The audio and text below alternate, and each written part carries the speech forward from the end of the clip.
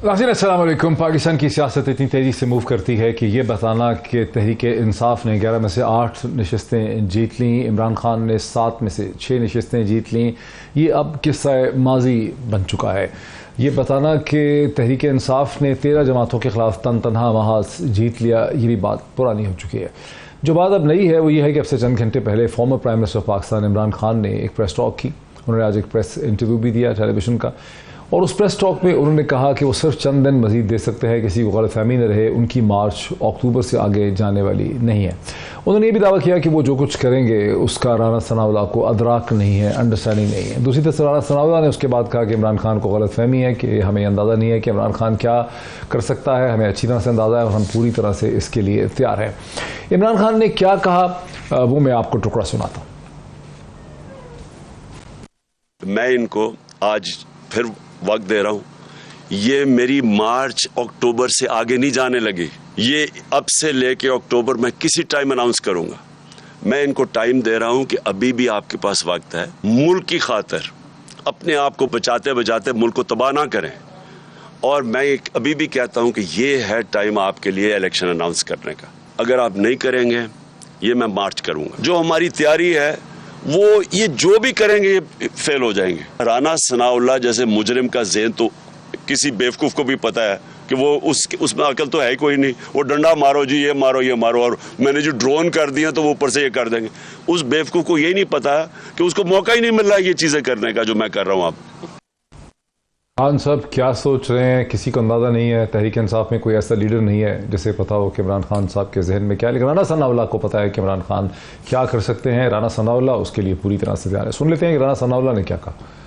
मैं आपको वार्न करता हूँ, आपने जथा कल्चर को प्रमोट करते हुए अगर आपने लॉन्ग मार्च या इस्लामाबाद पे चढ़ाई का फैसला किया तो आपको बहुत मुंह तोड़ जवाब दिया जाएगा और पूरी ताकत से जो है वो आपको पूरी तरह से जो है वो फेस किया जाएगा। जथों से चढ़ाई करके मुसल्ला वायलेंस करके इलेक्शन हासिल नहीं किए जा सकते। इलेक्शन अगर हासिल करने हैं तो टेबल पे आए, पार्लियामेंट में आए। पार्लियामेंट का रास्ता जो है वो पार्लियामेंट से निकलेगा। आप तो कहते हैं ना कि जी आपको नहीं पता कि मैंने करना क्या है। हमें सारा पता है कि तुमने क्या करना है, और हमें इस बात में भी कोई शक शुबा या अबहाम नहीं है कि हमने आपके साथ क्या करना है। थोड़ा सा इलेक्शन पे कमेंट ये भी कर दूं कि ये कैसा इलेक्शन था 16 अक्टूबर का, जिसमें बड़ी बड़ी शख्सियात जो हैं पीडीएम की वो इसमें नाकाम रहीं। मर्दान में बहुत तवक्को थी कि मौलाना कासिम को 4 बड़ी जमातों की वहाँ पे सपोर्ट हासिल थी। ये कॉन्स्टिट्यूंसी थी JUF की और ANP की, लेकिन इसमें अब मुकाबला आपस में नहीं था। तारीखी तौर पे आपस में मुकाबला किया, लेकिन यहाँ पर मुकाबला मौलाना कासिम को JUF की तो थे ही, उसके अलावा उनको ANP की भी सपोर्ट थी, PPP की भी सपोर्ट थी, उनको PMLN की भी सपोर्ट थी, लेकिन मौलाना कासिम भी ये मार्का जीत न सके। बिलोर दूसरी दफ़ा हार गए। फैसलाबाद के अंदर आबिद शेर अली जिन्हें नवाज शरीफ साहब के बहुत करीब समझा जाता है, उनकी भी शिकस्त हुई, जिसके बाद ये एक आम तासुर है कि नवाज शरीफ साहब का जो वोट बैंक है उसमें बड़ा इरोजन हुआ है।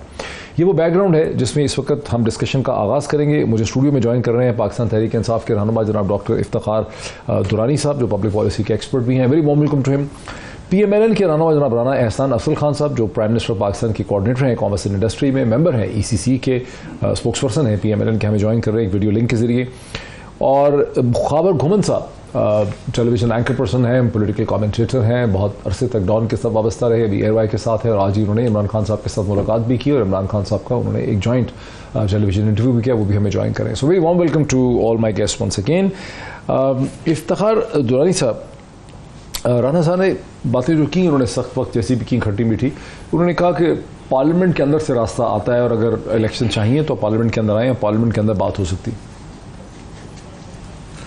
बिस्मिल्लाहिर्रहमानिर्रहीम जी, मेरा ख़्याल नहीं है कि ये कोई ऑप्शन है तहरीक इंसाफ के पास, जिस पार्लियामेंट को हम समझते हैं कि ये एक इम्पोर्टेड रजीम है और जिसको कल पाकिस्तान की अवाम पहले 17 जुलाई को और कल पूरे पाकिस्तान अक्रॉस पाकिस्तान, चाहे वो सिंध यानी कराची हो, पंजाब हो, खैबर पख्तूनख्वा हो, मैं सलाम पेश करता हूँ उन तमाम पाकिस्तानियों को जिन्होंने कल वोट दिया और ये रेफरेंडम किया। लोगों ने वोट दिया और आप कह रहे हैं कि लोग पार्लियामेंट में बिलीव नहीं करते। हाँ जी, देखें, पार्लियामेंट में इसलिए बिलीव नहीं करते, उनको पता है इमरान खान पार्लियामेंट में नहीं जाएगा, फिर उन्होंने इमरान खान पे जो है अपना एतमाद का इजहार किया कि ये वो शख्स है, ये वो लीडर है जो पाकिस्तान को इस तमाम बुहरान से निकालेगा। बावजूद इसके कि ये बदतरीन धांधली हुई है इस इलेक्शन में। अगर आप डॉक्टर साहब देखें और अपने कैमरामैन जो आपके फील्ड पे थे, इनके किसी कैंप में बंदे नहीं थे। आप उनके डब्बे खोले, उनमें से वोट निकल रहे हैं। वो कौन लोग थे जो इनको वोट डाल के गए हैं?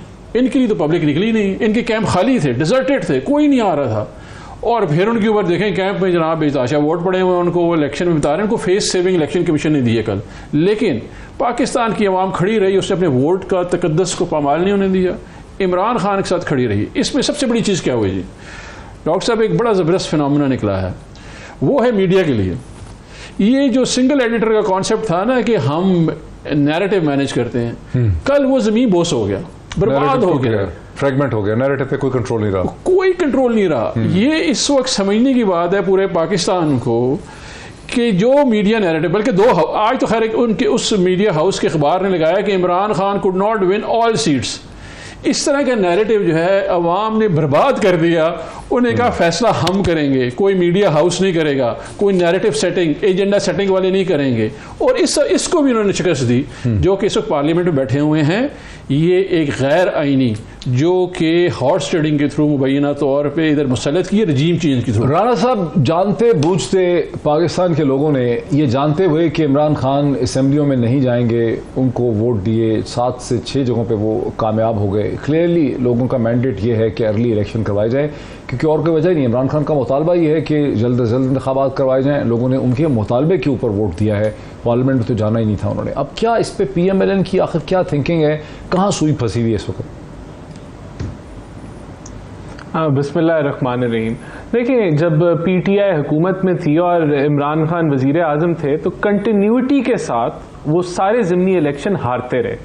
तो क्या इसका मतलब था कि फौरी तौर पर इलेक्शन हो जाएं और जनरल इलेक्शंस कॉल कर दिए जाएं?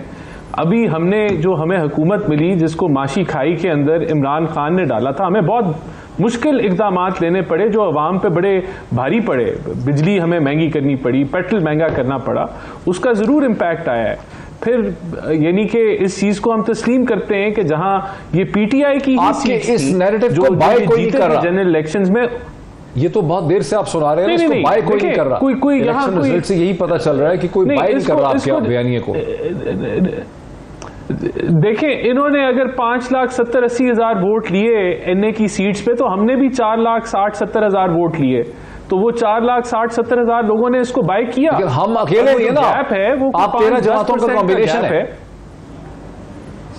नहीं, कोई 13 जमातों का कॉम्बिनेशन जाहिर है, लेकिन यहाँ फैसलाबाद के अंदर पीपल्स पार्टी मौजूद नहीं है, यहाँ फैसलाबाद के अंदर JUIF मौजूद नहीं है, यहाँ PMLN वर्सेस PTI था।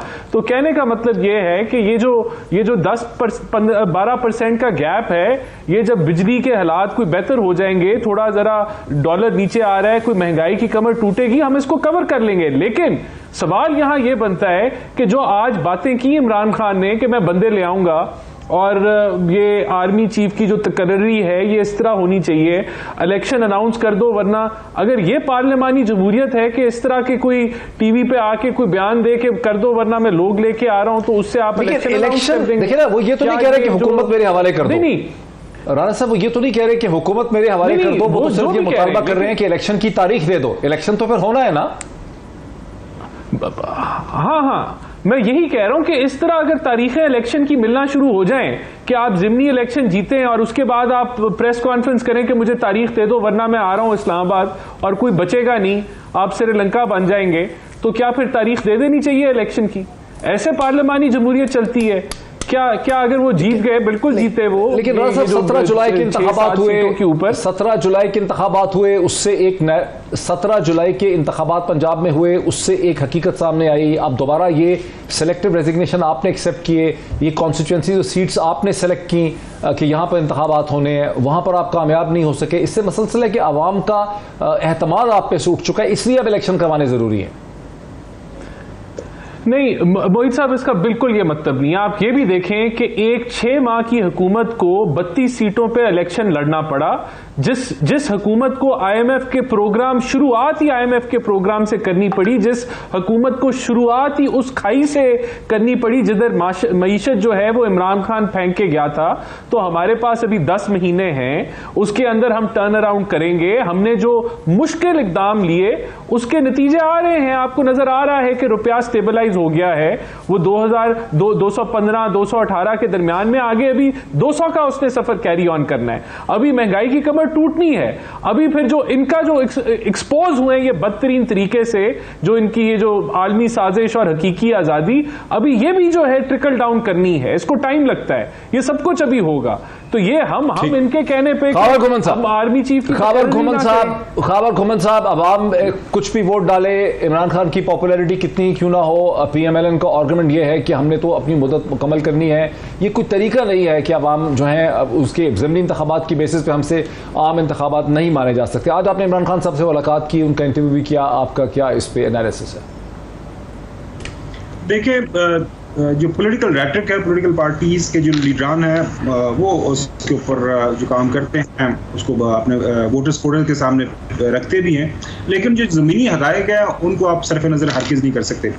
डॉक्टर साहब, सबसे बड़ी ज़मीनी हकीकत जो कल के ज़मीनी इंतखाबात की वो ये है कि कराची से लेके खैबर तक आपको पूरे पाकिस्तान एक सैंपल मिला। कराची के अंदर इलेक्शंस हुए, पंजाब, अपर पंजाब, सेंट्रल पंजाब, लोअर, आप साउथ में चले जाएं, डीप साउथ में, वहाँ से हल्कों के अंदर इलेक्शन हुआ। उसके बाद आप चले जाते हैं खैबर पख्तूनख्वा के अंदर, वहाँ पे आपको एक सैंपल मिला। तो ये जो वोट पड़ा है ये कोई रवायती ज़मीनी इंतखाबात नहीं थे। जो इमरान खान को जो बंदा वोट दे रहा था उसको इस बात का इल्म था कि जिस बंदे को हम वोट दे रहे हैं ये इस शख्स ने ना तो पार्लियामान में जाना है, मेरे इस वोट की वजह से ना तो इसने जाके हुकूमत बनानी है, और देयर इज एवरी पॉसिबिलिटी कि कल को जब ये दोबारा सीट खाली हो जाए सीट वापस किसी को चली जाए। लिहाजा लोगों ने जो एक राय दी है इसके ऊपर, पीएमएल पार्टी या दूसरी पॉलिटिकल पार्टीज की अपनी राय हो सकती है, वो ये कह रहे हैं कि मुल्क के अंदर जमहूरियत को अगर आपने मुस्तहकम करना है तो let's have free and fair elections, एक लेवल प्लेइंग फील्ड हो और वहाँ पे तमाम पॉलिटिकल पार्टीज जो हैं वो आए, इलेक्शन लड़ें। और पाकिस्तान का आइन भी ये कहता है कि जो जिसके पास लोगों का मैंडेट है उसके पास हुक्मरानी का हक है। अब आपका सवाल ये कि इमरान खान क्या सोच है। एक जो दूसरी बड़ी ज़मीनी हकीकत डॉक्टर साहब ये है कि इस वक्त पाकिस्तान में 22 या 23 करोड़ की आबादी है, 16 करोड़ के ऊपर इमरान खान हुकूमत कर रहा है। पंजाब है, खैबर पख्तूनख्वा है, आज़ाद कश्मीर है, गिलगित बल्तिस्तान है। तो इमरान खान के लिए ये इस्लामाबाद को चारों तरफ से बंद करना, मुल्क को जो है स्टैंड स्टिल करना कोई मुश्किल काम नहीं है। और आज हमने उनसे सवाल भी, लेकिन आपने सुना राना सनाउल्लाह साहब कह रहे हैं कि मैं तैयार हूं, मुझे अंदाजा है कि इमरान खान क्या कुछ कर सकते हैं। राना सनाउल्लाह साहब ने कहा कि हम तैयार हैं, हमें अंदाजा है कि इमरान खान के जहन में क्या है। अच्छा, क्योंकि डॉक्टर साहब आप पॉलिटिकल हिस्ट्री के अंदर आपका चूंकि उसमें इंटरेस्ट है, आप पूरी दुनिया के अंदर आपने मुख्तलिफ इस तरह के सॉफ्ट रेवोल्यूशन भी देखे हैं। दुनिया को छोड़े, पाकिस्तान के अंदर हमने लॉन्ग मार्चेस देखे। आपने 2009 का लॉन्ग मार्च देखा जिसमें मोहतरम नवाज शरीफ साहब ने जो है लाहौर से चले थे। आपको पता जजेस बहाली तहरीक, आपने उसको एक्टिवली कवर भी किया था। उसके बाद पीपल्स पार्टी करती रही है, जमात इस्लामी करती रही है, हाँ बिल्कुल, नून वाले खुद भी करते रहे।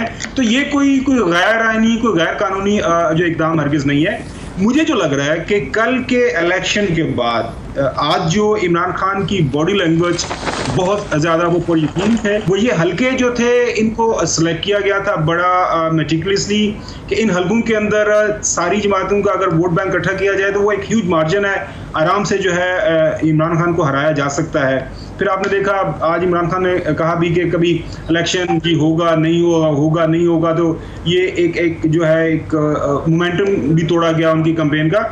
लिहाजा जो मैं देख रहा हूँ, और आज मैंने उनसे सवाल भी किया, उन्होंने मेरे सवाल के जवाब में ये कहा कि हाँ कुछ बैक चैनल जो है को राब्ते हैं, बैकडोर राब्ते चल रहे हैं, और सियासी जमातें हमेशा जो है वो अपने ये दरवाजे खुले रखती हैं। जो हालात बन रहे हैं डॉक्टर साहब, जो मुझे लग रहा है मेरी राय से आप इख्तिलाफ कर सकते हैं, डिसएग्री कर सकते हैं, वो ये है कि मेरे ख्याल में अब ये जो है ना इलेक्शन से भागने वाला मामला, वो मेरे ख्याल में अब बड़ा मुश्किल होगा मौजूदा हुकूमत के लिए। वैसे नंबर गेम भी अगर पार्लियामान के अंदर है, नेशनल असम्बली के अंदर, अब पंजाब के अंदर हालात बदल, ठीक है जी, तो लग नहीं रहा है कि मार्च के इर्द गिर्द कोई मेरी इतला भी है, इंफॉर्मेशन भी है, कोई डेट हो। ठीक है, खान साहब मेरे साथ रहिए। एक दिलचस्प सवाल जो है वो मेरे जहन में आया है। दुरानी साहब, PMLN के बाद लोग जो हैं वो अब कहना शुरू उन्होंने ये कर दिया, वो महसूस करते हैं कि अब तीनों ने मिलकर एक साजिश की है PMLN के ख़िलाफ़, और इस साजिश के नतीजे में इमरान खान साहब को इंतहाई मकबूल बना दिया गया है और PMLN को एक बहुत मुश्किल सिचुएशन में डाला गया है। इसको इस तरह से तो नहीं कहते वो टीवी प्रोग्राम में कहते हैं कि हमें ज़बरदस्ती हुकूमत में लाया गया है, लेकिन प्राइवेट कॉन्वर्सेशन में कहते हैं कि साजिश हुई, अमरीका पाकिस्तान की इस्टेब्लिशमेंट और इमरान खान मिले हुए हैं और एक प्रेजिडेंशियल सिस्टम लाने की कोशिश यहाँ पर की जा रही है। साजिश हुई PMLN के खिलाफ। देखें, अगर आप ज़मीनी हक़ाइक़ देखें तो साजिश तो हुई है, बहुत बड़ी साजिश हुई है, और ये उसमें मोहरे के तौर पे इस्तेमाल हुए हैं क्योंकि इनके केसेस थे। इनका अगर आप देखें ना, खुर्रम दस्तगीर ने बड़ा क्लियरली बता दिया था कि अगर इमरान खान रह जाता तो हमने 15 साल हुकूमत में वापस मुड़ के नहीं आना था। That's the stated policy statement जो कि इनकी तरफ से आई हुई थी। इन्होंने जाके अमेरिका में हाथ पैर जोड़े और उन्होंने इनके साथ मिले, क्योंकि परसों जो बाइडेन साहब की स्टेटमेंट थी ना जी, जिस पर आपने वीलॉग भी किया हुआ है जी, ये वो स्टेटमेंट है जो मुस्लिम लीग नवाज और पीपल्स पार्टी बरमला इन डॉन लीग्स और जो है मेमो गेट में कहती रही है। कोई नई बात बाइडेन साहब ने नहीं की है। नहीं, उन्होंने कहा कि कोहेजन है, न्यूक्लियर कंट्री है विदाउट कोहेजन। हाँ जी, यही वो बात थी। रोक स्टेट का जो कॉन्सेप्ट था ना जी, रोक स्टेट का कॉन्सेप्ट कॉइन पीपल्स पार्टी ने और PMLN ने मिलकर किया रिस्पेक्टिव गवर्नमेंट्स में। कंसिस्टेंट पोजीशन रही अमेरिका की, ये रुख स्टेट है, क्योंकि ये जाके बरमला वहाँ पे कहते रहे हैं अपने। लेकिन तो आप भी यही कह रहे हैं। नहीं, तो इसमें तो आप इकट्ठे नहीं ना। आजम सवाती को मारे जाने पे आपकी पार्टी का ये पोजीशन है नहीं, हम अमेरिका जाके नहीं, हम अक़वाम मुत्तहिदा के पास जा सकते हैं, ह्यूमन राइट ऑर्गेनाइजेशंस के पास जा सकते हैं। तो बेसिकली अब ऐसी हालात हो गए हैं पाकिस्तान में कि पाकिस्तान की स्टेट के खिलाफ तकरीबन, आप ठीक है आपस में झगड़ा जरूर है, लेकिन तमाम सियासी जमातों का मौक़िफ़ एक ही हो गया है। ये जो ब्रांडिंग है ना डॉक्टर साहब, ये एक्चुअली उन्होंने की है। सो कंसिस्टेंटली इमरान खान के 44 महीने में अमेरिका की जरूरत नहीं हुई ये कहने की, लेकिन जब इससे पहले अगर आप देखें और इसके बाद देखें, उनका कंसिस्टेंट पोजीशन है। ये उनके साथ मिलते हैं जाके, क्योंकि इनका इंटरेस्ट जो है एक लंदन में है, एक अमेरिका में, दोनों जाके मिलते हैं बाहर जाके और फिर प्रेशराइज करते हैं इंस्टीट्यूशन। अमेरिका का किसमें? जरदारी साहब बिगेस्ट इंटरेस्ट जो जाते हैं। अभी बिलावल जो है गया है तो ये लॉबिंग करके आया वहाँ पे और उन्होंने ये स्टेटमेंट दिलवा दी। अमेरिका में PMLN का इतना कोई फुटप्रिंट नहीं है। अच्छा राना साहब, ये चले पूरी बात तो एक कॉन्स्पिरेसी थ्योरी को कहा जा सकता है, वो तो ऑफ द रिकॉर्ड लोग करते हैं प्राइवेट कॉन्वर्सेशन में, लेकिन आपके एक से ज़्यादा लीडर टेलीविजन प्रोग्राम्स में ये दुहाई देते हुए देखे गए हैं कि हमें हुकूमत में लाया गया, हमें हुकूमत में फंसाया गया, हमारी हुकूमत में आने की मर्जी नहीं थी, हमें ज़बरदस्ती हुकूमत में लाया गया और उससे हमारा नुकसान हुआ। ये क्या है? What is that? देखिए, जो मेरा नहीं ख्याल, मैं आपको अपना तजिया दे देता हूँ। हुकूमत में लाया गया शायद ये ज़रूर हो सकता है, जिस तरह जो है अपना परवेज़ इलाही साहब कहते हैं कि इस्टेब्लिशमेंट नैपी चेंज कर कर थक गई थी तो वो पीछे हट गई। जब वो पीछे हट गई तो इनकी, क्योंकि हुकूमत ही वो चला रही थी, लिटरली उनकी सपोर्ट से ये चल रही थी, हुकूमत लाए भी वही थे, तो वो फिर वो एक वैक्यूम, एक अवेलेबल स्पेस बन गई कि ऑर्गेनिकली जो डेमोक्रेटिक फोर्सेज हैं उन्होंने अपना जब इनको हटाने की कोशिश की, वो हट गए, कोलिशन पार्टनर्स भी इनके पीछे से हट गए और वो जो है नो कॉन्फिडेंस कामयाब होगी। तो ये ज़रूर हो सकता है, लेकिन ऐसा नहीं है। हमारा मौक़िफ़ जो है, हम समझते हैं कि हमारा पार्टी का जो मौक़िफ़ है, मियां जावेद लतीफ ने तो कई दफा ये कहा, लेकिन मैंने राना सनाउल्लाह साहब को भी ये कहते सुना कि हमें बड़ी मुश्किल सिचुएशन में हुकूमत दे दी गई और हम फंसा दिया गया, हमें मुश्किल फैसले करने में मजबूर कर दिया गया। ये क्या? बिल्कुल, वो जो पॉइंट इन टाइम था जब हमने हुकूमत ली, तो वाकई इकोनॉमिकली एक लिक्विडिटी क्राइसिस था, बैलेंस ऑफ पेमेंट का क्राइसिस था, लेकिन हमने जो हुकूमत ली वो खुद सोच के PDM के मशावरत के साथ हमने ली और इसके अंदर कोई दो राय नहीं है। देखें, दूसरा जो आप बात कर रहे हैं कि ये कोई अमेरिकन साजिश है या वो है, मैं नहीं समझता।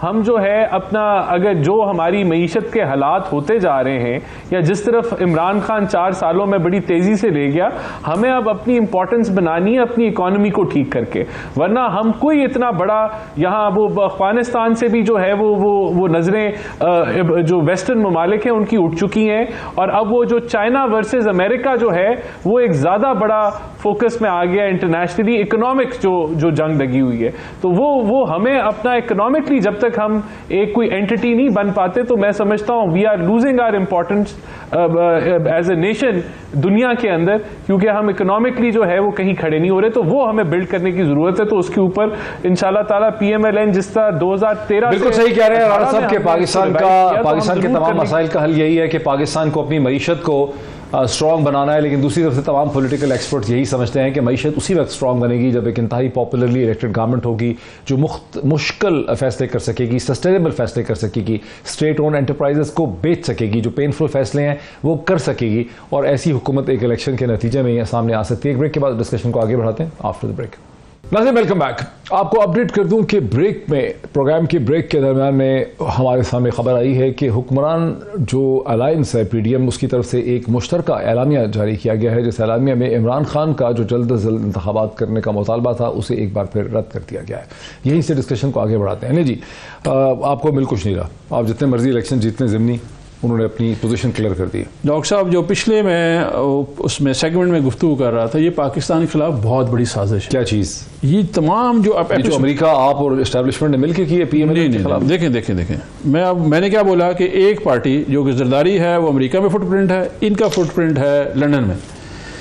हमारे कहते हैं आपने PR फॉर्म रख लिया है अमेरिका में। नहीं, वो PR फॉर्म तो इस काम की थोड़ी रखी हुई है, वो तो नेचुरली हमारे वहाँ पे एक है LLC रजिस्टर्ड है, तो नेचुरली उसके लिए आपको चाहिए प्लेसमेंट। तो आपने अब रखी है, जरदारी साहब ने 12 साल से रखी। उन्होंने मार्क सिगल को रखा हुआ था और पार्टी नहीं है उनके पास, बहुत सारी। अच्छा, मेरा ज़ाती ख्याल ये है और मैं इसके ऊपर बिलीव करता हूँ कि पाकिस्तानी पावर एलीट्स जो हैं, बिलखुसूस हमारी जो सियासी अशराफिया है वो करप्ट है, वो कॉम्प्रोमाइज्ड है और लास्टली वो ओबलाइज्ड भी है। तो उन नेक्सस को ना प्रमोट करते हैं। इसाक डार का वापस आना, बाइडन की स्टेटमेंट देना, पाकिस्तान का इंडिया के साथ ट्रेड खुलना, जो इंडिया में मीडिया ने रिपोर्ट किया, हमने नहीं रिपोर्ट किया पाकिस्तान में, ये सब कनेक्टिविटी है, ये सारा का सारा जियो पॉलिटिक्स है।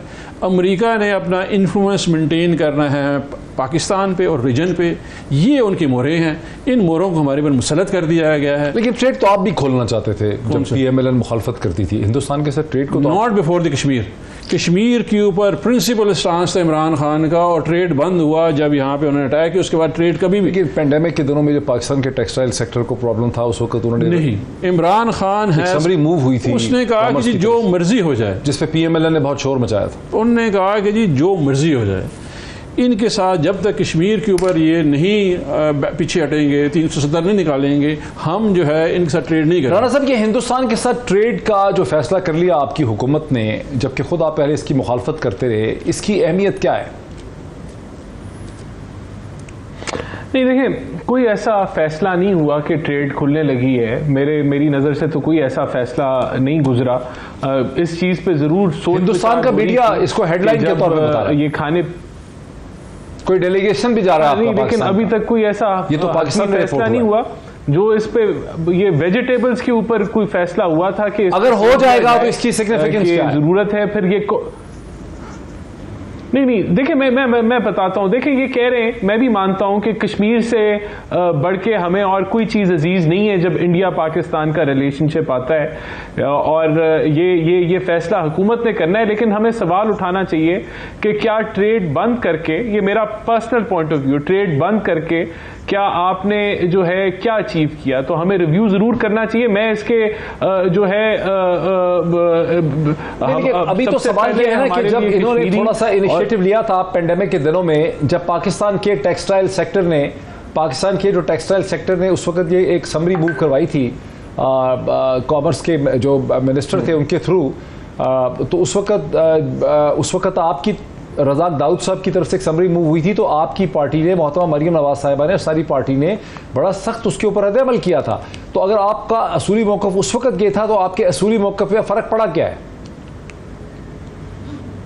नहीं, अभी कोई फैसला नहीं हुआ। कोई फैसला अगर इंडिया रिपोर्ट कर रहा है तो ऐसा कोई फैसला नहीं हुआ, कोई मौक़िफ़ में चेंज नहीं आया। डिमांड जरूर है सर, लग तो रहा है ना सर, खबरें तो यही आ रही हैं कि आप कॉटन को जो है अमेरिका का आप पे दबाव है। देखिए ना, इसकी दूसरी सेंस ये बनती है कि चूंकि आपकी हुकूमत को अमेरिका की जरूरत है, अमेरिका की तरफ आपका झुकाव बढ़ता चला जा रहा है। अमेरिका चाहता है कि हिंदुस्तान को एंगेज करे हिंदुस्तान की टर्म्स एंड कंडीशंस पे, और आप उसको एंगेज कर रहे हैं बेसिकली तौर पर। वहां से आप रिलीफ लेना चाह रहे हैं अमेरिका से और मगरब से बाय एंगेजिंग इंडिया।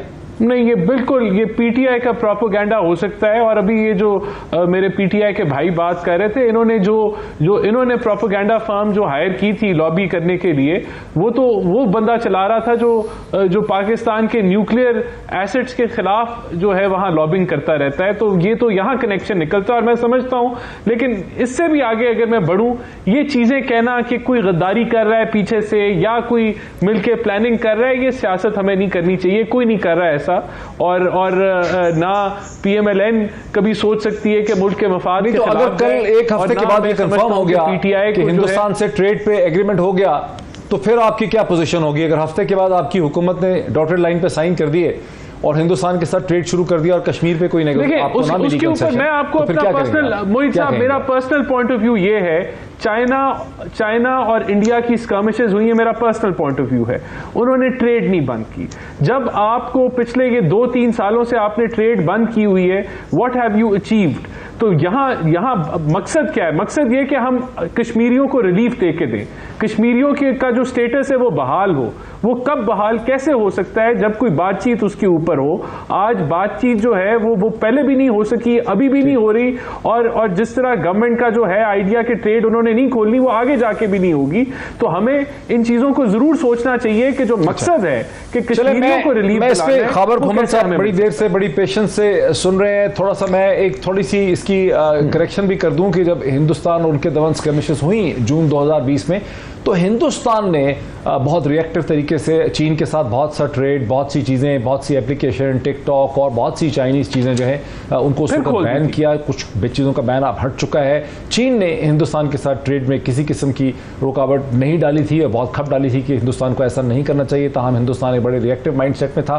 खबर घुमन साहब, आपको लगता है कि अमेरिका का चूँकि हमेशा से एक प्रिंसिपल पोजीशन रही है गुज़िश्ता कई वर्षों से कि पाकिस्तान को मार्केट को खोलना चाहिए हिंदुस्तान के साथ ट्रेड के लिए, वो ये भी समझते हैं कि अगर हिंदुस्तान के ट्रेड गुड्स पाकिस्तान में आएंगी, कल को सर्विसेज भी आएंगी, तो चीन का जो असर सूख है पाकिस्तान की मार्केट पे और होल्ड है वो कम होगा। और यूँ पाकिस्तान अगर हिंदुस्तान की ट्रेड मार्केट के साथ इंटीग्रेट करे, जिसके बॉर्डर ज़्यादा करीब हैं पंजाब में और सिंध में, तो चीन का रास्ता जो है इस खत्ते में रोका जा सकता है। आप समझते हैं कि अल्टीमेटली ये गवर्नमेंट मजबूर हो चुकी है, यह शुरू से प्लान था लेकिन इस वक्त इसके प्रेशर इतना है कि ये उसी डायरेक्शन में मूव कर रही है। डॉक्टर साहब, जो राना साहब बात कर रहे हैं ना, एक तो राना साहब को वेलकम करते हैं हम पॉलिटिक्स के अंदर, मीडिया के ऊपर। इनके वालिद साहब के साथ हमारा बड़ा पुराना ताल्लुक रहा when he was in the parliament. माशाल्लाह उनके साथ बड़ा अच्छा एक प्रोडक्टिव किस्म की बहस मुबासा भी होता था। अच्छा, back to your question doctor sahab, देखिए आइडियली अगर देखा जाए पाकिस्तान और इंडिया के दरमियान तजारत होनी चाहिए। लंबा चौड़ा बॉर्डर है, हमारा साहिल उनके साथ लगता है, तो बिल्कुल नेबरहुड में आप चीज़ें खरीद सकते हैं, बेच सकते हैं। लेकिन ये जो तासुर, ये जो इक्वेशन बनाई जाती है ना कि जी चाइना और इंडिया लड़ते भी हैं लेकिन तजारत भी रहती है, या चाइना और ताइवान के दरमियान भी मसाइल काफ़ी सीरियस किस्म के हैं लेकिन उनके दरमियान जो है तजारती मामला चलते रहते हैं। पाकिस्तान और इंडिया का जो मामला जो मैं देखता हूँ वो बिल्कुल एक डिफरेंट है। उसकी बुनियादी वजह यह है कि हमारी जो क्रिएशन है, पाकिस्तान एक एंटीथीसिस है जो एक इंडिया की जो क्रिएशन हुई थी। आप जितना भी लिटरेचर पढ़ लें, जितनी भी हिस्ट्री की किताबें पढ़ लें, खासतौर पर पाकिस्तान और जब इंडिया के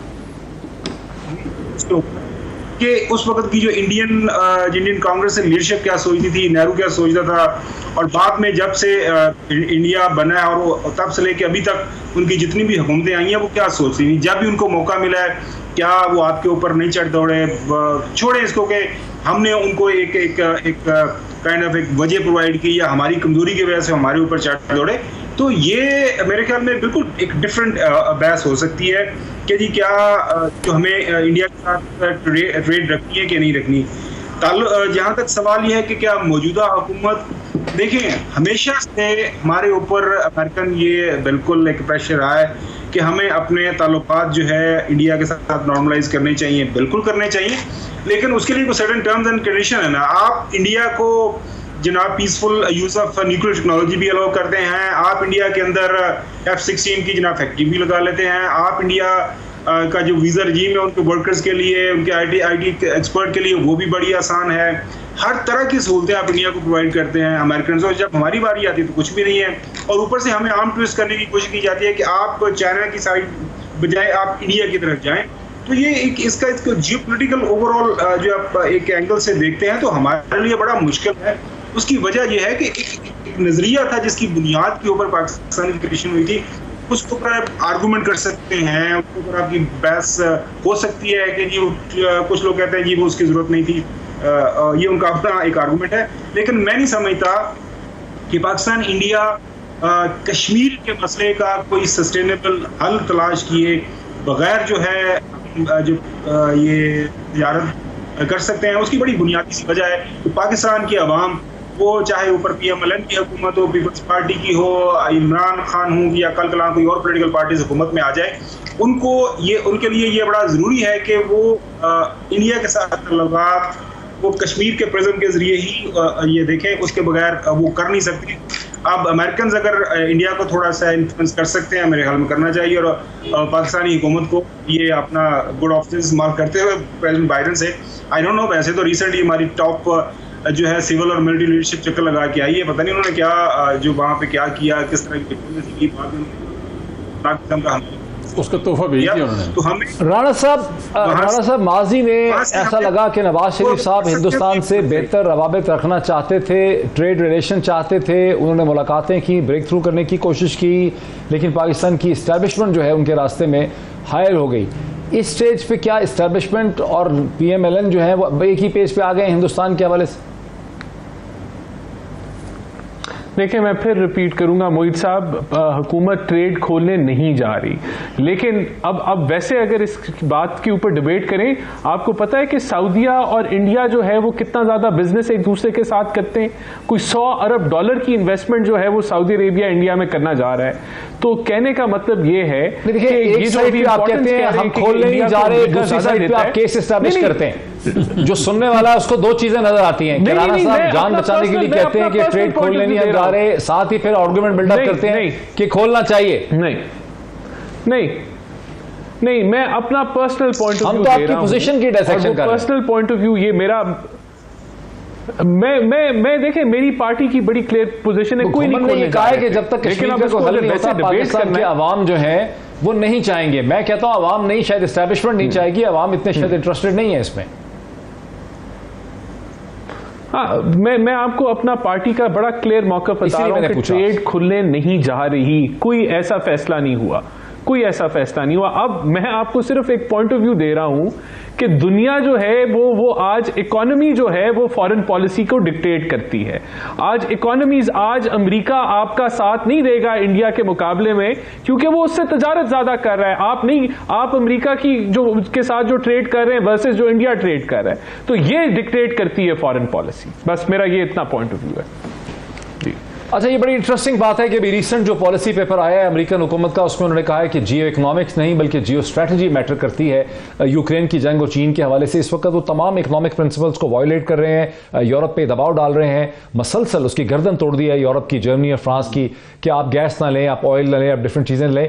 तो जियो इकोनॉमिक्स को जियो स्ट्रैटेजी ने अमेरिकन लेंस से रिप्लेस कर दिया है। बरतानिया की भी इसी किस्म की थिंकिंग है। क्विकली आप क्यों इल्ज़ाम लगा रहे हैं हिंदुस्तान के ट्रेड का? वो तो बार बार कह रहे हैं कि हमने हिंदुस्तान के साथ ट्रेड करने चले। देखिए, ये बड़ी साजिश जो है, ये बड़ी मुनज़्ज़म साजिश इस पाकिस्तान कह रहे नहीं हो रही, नहीं, ये कल पता चल जाएगा इनका। देखिए, आप अभी गुफ्तगू राणा साहब की बड़ी मज़ेदार थी।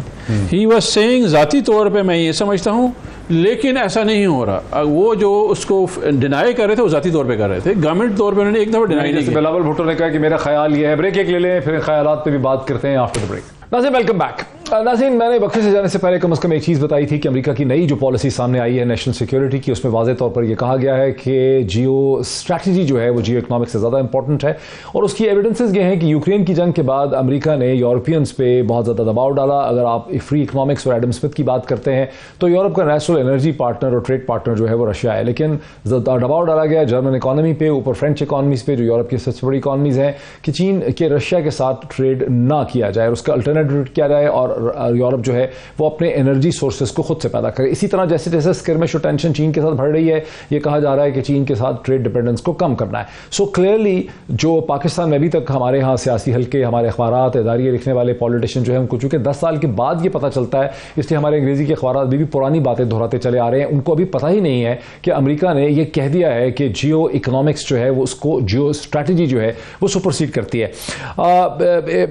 खबर हुमन साहब, कैसे आप देखेंगे? राना साहब मसलसल कह रहे हैं कि नहीं, हम हिंदुस्तान के साथ ट्रेड एग्रीमेंट करने नहीं चले हैं, और दुरानी साहब मसलसल इल्ज़ाम लगा रहे हैं। और इसमें एक छोटी सी पख मैं डाल दूं कि पाकिस्तान जो हिंदुस्तान के साथ ट्रेड करने चला है जिन सर्कमस्टांसेस में, इसका अब जियो इकोनॉमिक्स के साथ ताल्लुक नहीं है, इसका ताल्लुक एक्चुअली जियो स्ट्रैटेजी के साथ है। चूंकि अमेरिका चाहता है कि उसकी स्ट्रेटेजिक अलाइनमेंट में हिंदुस्तान और पाकिस्तान एक मार्केट की शक्ल इख्तियार कर लें, हिंदुस्तान को एक डोमिनेंट पोजीशन मिल जाए खैबर के बॉर्डर तक, और चीन को यहां से बेदखल किया जाए। इसलिए ये जियो इकोनॉमिक्स है ही नहीं है, ये जियो स्ट्रैटेजी है। डॉक्टर साहब, वेरी रिसेंटली इंडिया के अंदर वेरी रिसेंटली जो इंडिया के अंदर कुछ किताबें लिखी गई हैं उनके फॉर्मर स्पाई एजेंसी रॉ के फॉर्मर चीफ्स की तरफ से, या बाकी उनके जो डिफरेंट लोग, उनके जो स्ट्रेटेजिक थिंक टैंक्स हैं वहाँ पे काम करते हैं। बुनियादी वहाँ पे आर्गूमेंट क्या होता है पाकिस्तान के हवाले से? पाकिस्तान का जब भी वो एक आर्गूमेंट बिल्ड करते हैं, प्रेमिस क्या होता है कि क्या पाकिस्तान को कभी भी उन्होंने इस नज़र से देखा है कि पाकिस्तान के साथ हमें जो ट्रेड करनी है, या पाकिस्तान को हमने एक प्रोग्रेसिव सोसाइटी के तौर पर लेना है, या पाकिस्तान के हवाले से हमारी ये पॉलिसीज़ होनी चाहिए ताकि पाकिस्तान को साथ लेके आगे चलें? हमारे हवाले से उनकी एक ही नज़र है, इसके अलावा वो कोई दूसरा आर्गूमेंट वो करते ही नहीं है। हमारा भी कुछ मुख्तलिफ फोरम्स के ऊपर रब्ता हुआ है, इंटरेक्शंस भी हुई हैं। वो पाकिस्तान को अपना एक दुश्मन मुल्क समझते हैं। वो पाकिस्तान को जब भी मौका मिलेगा, जब मौका मिला है, उन्होंने नुकसान पहुंचाया है, फ्यूचर में वो यही काम करेंगे। उसकी बुनियादी सी वजह है वही एक जो पहले दिन से है, इसके ऊपर क्या बना या तो कश्मीर का मामला है। क्या जनरल मुशर्रफ ने कोशिश करके नहीं देख ली थी क्या बना था? उसके बाद से अटेम्प्ट्स की आपने क्या बना? अभी जुमा जो 8 दिन है, मौजूदा उनकी जो मिनिस्टर है उन्होंने ढाका में आके क्या किया था कि हमने 71 में आपकी मदद की थी और अब बलूचिस्तान में भी हम मदद करने जा रहे हैं जरूरत पड़ी तो। इसका मतलब क्या है? इसका कोई डिसाइफर अगर कर सकता है इस स्पीच को या उनकी स्टेटमेंट्स को? बहुत सारे लोगों को ये बड़ी एक दकियानूसी रवायती किस्म की बातें लगती हैं कि ये तो पाकिस्तानी जो है ना, इस तरह के जो कंजर्वेटिव सोच रखने वाले लोग वो ये बात करते हैं। सर मसला नहीं है, मसला यही है कि आपने जब तक इस मसले का हल नहीं ढूंढना उस वक्त तक ये आप आगे बढ़ ही नहीं सकते। हमारा देखिए इजराइल के साथ हमारा क्या मामला है? पैलेस्टीन का इशू है। पैलेस्टीन के इशू के ऊपर कायदे आज़म के क्या फरमूदात हैं? पैलेस्टीन का इशू हमारे लिए क्यों इतना सेंसिटिव है? एक नजरियाती आपकी एक राय है ना, बैसियत मुल्क, बैसियत रियासत पाकिस्तान, क्या अगर फायदे लेने तो वहां से ले लें। अब तो आधे से ज्यादा आपके जो इस वक्त मिडल ईस्टर्न कंट्री हैं, अभी सऊदी अरेबिया की मिसाल दी गई, तो वो तो इब्राहिम अकॉर्ड का वो हिस्सा बन गया। वो ये कह रहे हैं आप ही आए, हमारा हिस्सा बने, हम आपको सारी चीजें देते हैं, हम क्यों नहीं जा रहे इजराइल की तरफ? अगर राना साहब ये भी इसके ऊपर रोशनी। बॉटम लाइन क्या आपके आर्गुमेंट की? डिफाइन करें इसको, अपने आर्गुमेंट का शार्प एज क्या है? बॉटम लाइन हमारा आप जो बात कर रहे हैं ना कि हमें अपनी फॉरेन पॉलिसी, अपने हमारे जियो स्ट्रेटेजिक इंटरेस्ट है उनको देख के रखनी है। यस, इकोनॉमी बहुत जरूरी है, लेकिन पहले आपका सर्वाइवल आता है एज ए कंट्री, आप एज ए सॉवरन नेशन, उसके बाद फिर सारे मामला चलते हैं। और जो हजरत इंसान की यही तारीख है, बाकी इसके ऊपर आप आर्गुमेंट कर सकते हैं। जनाब राना साहब, देखिए, मैं एग्री करता हूं, आपकी जब स्ट्रैटेजी बनती है तो वो जियो स्ट्रैटेजी भी होती है, जियो इकोनॉमी का भी जो है कॉम्बिनेशन लेके आप चलते हैं। और बिल्कुल आपने सही कहा कि अमेरिका जो है वो और यूरोप को भी फोर्स कर रहा है कि वो अपने इकोनॉमिक टाइज जो है वो रशिया से कम करे, और लेकिन उसका क्या नतीजा निकलता है वो भी देखने का है। और ये जो क्राइसिस अभी पूरी दुनिया जिसके अंदर से गुजर रही है, जिसकी वजह से एक मैसिव रिसेशन फेस कर रहे हैं, that has to come to a conclusion. और वो कंक्लूजन कहां तय पाता है और कौन सी स्ट्रैटेजी जो है वो प्रिवेल करती है, वो भी देखने को है। लेकिन जो आपने अलायंस की बात की कि जो इंडिया और इंडिया, पाकिस्तान और यूएसए की अलायंस है, वो मेरे ख्याल से वो कभी भी मुमकिन नहीं होगी। पाकिस्तान और चाइना जो है उसका जो रिलेशनशिप है इट इज सीमेंटेड और वो फर्दर सीमेंट होने जा रहा है। अभी वजीर आजम साहब फिर चाइना जा रहे हैं, तो ये हमारा जो सीपेक जिसको हमने हकीकी तौर पे लॉन्च किया, हम उसको सीमेंट करेंगे और उससे बिल्कुल पीछे नहीं हटेंगे। ये पाकिस्तान के मफाद में, और हमने किसी एक मुल्क की स्ट्रैटेजी में नहीं आना, चाहे वो अमेरिका हो चाहे वो चाइना हो। हम दोनों को बैलेंस लेके चल सकते हैं, दोनों के साथ जो है वो इंगेज करके हम आगे लेके अपने मुल्कों की फॉरेन पॉलिसी को चल सकते हैं। कोई यहाँ ये लाजमी नहीं है कि हम एक मुल्क के कहने में होंगे या हम अपनी इंडिपेंडेंट अपनी फॉरेन पॉलिसी बनाएंगे इंशाल्लाह, और बनी हुई है और उसी तरह चल रहा है। जी, हमारी ख्वाहिश तो हमेशा से ये रही कि हम बैलेंस कर सकें अमेरिका और चीन के दरमियान में, हम अमेरिका को समझा सकें कि चीन के साथ हमारा रिलेशनशिप अमेरिका और मगरब के ख़िलाफ़ नहीं है। मसला तो उस इनसिक्योरिटी और नर्वसनेस का है जो अमेरिका के और मगरब के अंदर पाई जाती है चीन के इकनॉमिक राइज़ के हवाले से। ख़ुद चीन का राइज़ मिलिट्री नहीं है, चीन का राइज़ खालिस्तान है कि इकनॉमिक डिस्प्लेसमेंट है ग्लोबल ऑर्डर की। इसी पर खुद कोई कॉमेंट ले लेते हैं, क्या करें? राना साहब कहते हैं कि हम कर लेंगे बैलेंस बिटवीन चीन और अमेरिका। आपके हुकूमत का क्या एक्सपीरियंस? डॉक्टर साहब, मेरा नहीं ख्याल ये कॉम्प्रोमाइज़ लीडरशिप होती है और ऊपर से करप्ट और इंटरेस्ट बायर बैठे हो ना जी, वो कभी इंडिपेंडेंट फॉरेन पॉलिसी नहीं बना सकती। एक फैक्टर आप देखें जो मैंने आपको गिनवाए हैं। अब मुझे याद है कि खान साहब ने ना कुछ अर्से पहले स्ट्रेटेजिक एसेट पे कमेंट किया था, इन्होंने कहा आर्टिकल 6 सिखा देंगे। वो बाइडेन ने एग्जैक्टली वो बात की है उनको। अच्छा, अभी उसके ऊपर कोई बात नहीं कर रहे, रिस्पांस दे रहे हैं उसको कि उन्होंने क्या कह दिया।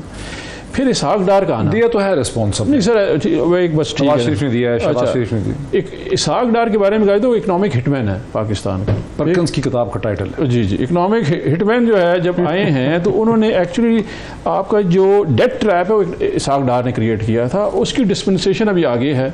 फिर ये ट्रेड खुलना, एक चीज़ आप भूल रहे हैं बीच में, वो मैं ऐड करना चाह रहा हूँ, वो deteriorating law and order situation है।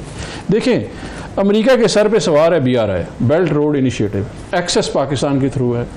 इस वक्त अगर आप देखें जितने एक्सेस रूट हैं वहाँ पे इस वक्त आप लॉ एंड ऑर्डर सिचुएशन देख लें, चाहे वो खैबर पख्तूनख्वा है चाहे वो बलूचिस्तान है, एक्चुअली वो नीचे जा रहे हैं रोज़ाना के हिसाब से, और हम उसको हाईलाइट भी कर रहे हैं। ये इमरान खान साहब ने बरमला अपनी प्रेस कॉन्फ्रेंस में बोला कि अगर वफाकी हुकूमत नहीं करेगी तो सूबाई हुकूमत करना शुरू कर देगी, क्योंकि दाखिली सूरत हाल है, क्योंकि बॉर्डर लग रहा है, उसके ऊपर बात की है।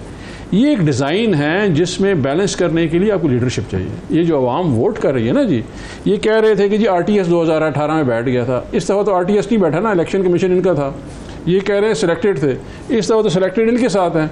फिर भी लोग खड़े हुए हैं ना जी, वो एक पॉइंट पे हैं, खुददार पाकिस्तान पे, नए इलेक्शन पे खड़े हुए हैं। इनको इलेक्शन मिल रहा है आपको, हम लेंगे इंशाल्लाह। वो एक बड़ा फेमस जो है ना, वो मैं I don't want to mention, but वो एक बड़ा फेमस स्टेटमेंट था बुश का। उन्हें the public will smoke them out of their red houses. आप देखिएगा, ये समझ नहीं रहे पब्लिक की सेंटिमेंट। एक अवाम जो ये देख रही है कि लीडर ने पार्लियामान में नहीं जाना, वो उसको लाखों वोट कर रही है, इनको समझ नहीं आ रही है। आपको अगर इस वक्त इमरान खान साइड पे हो जाए डॉक्टर साहब, मैं यकीन से कह सकता हूँ they can not live in their houses. ये आपका कहना है। बहुत शुक्रिया जनाब इफ्तिखार दुरानी साहब का, राना एहसान अफसल साहब का, खावर घुमन साहब का। ये डिस्कशन आपने देखी। हुक्मरान जमात और PDM का यही ख्याल है कि अभी भी वो सूरत हाल को अगस्त 2023 तक खींच सकते हैं और ज़मीनी इंतखाबात में 6-7 सीटें जीत लेने का हरगिज़ ये मतलब नहीं है कि वो एक जनरल इलेक्शन की तारीख दे दें। ये कम अज़ कम उनकी कसूली पोजीशन है, मौक़िफ़ है, जिसको कम अज़ कम इस हद तक बैकिंग ज़रूर मिलती है कि उनके पास नंबर्स हैं असम्बली में। अगर किसी ने उनको गिराना है तो असम्बली के अंदर से उनको गिरे, असम्बली के अंदर आए, वहाँ से नेगोशिएशन हो। लेकिन एक ग्राउंड रियलिटी जो पाकिस्तान में इमर्ज कर रही है, वो ग्राउंड रियलिटी एक टोटली डिफरेंट डायरेक्शन में जा रही है। लोग समझते हैं कि शायद ताकत के इस्तेमाल से, तशद्दुद के ज़रिए कोई ऐसी चीज़ की जा सकती है कि इस ग्राउंड रियलिटी का रास्ता रोका जा सकता है। मेरा 2 पेंस एनालिसिस ये है कि ग्राउंड रियलिटी एक ऐसे टिपिंग पॉइंट पे आ चुकी है कि अभी हर हरकत जो होगी वो बेसूद होगी। अब इस ग्राउंड रियलिटी के साथ एडजस्ट करना और कॉम्प्रोमाइज़ करना जो है वो निज़ाम के लिए बहुत ज़रूरी है। आज इतना ही, फिर आपसे मुलाकात होती है। बहुत शुक्रिया।